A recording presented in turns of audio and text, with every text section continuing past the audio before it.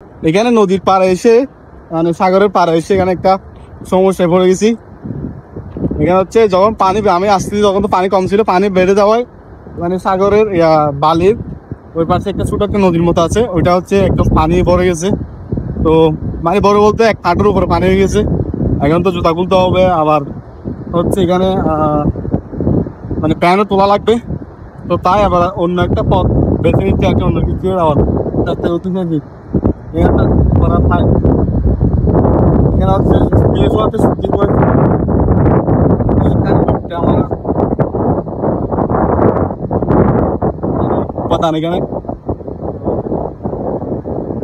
সাগরের একদম পারে।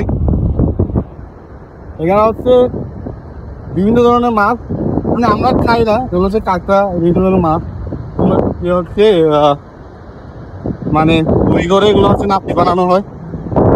ওই দিয়ে যাচ্ছি, দেখি কতটুকু যেতে পারি, রাস্তা কোন দিক দিয়ে পাই।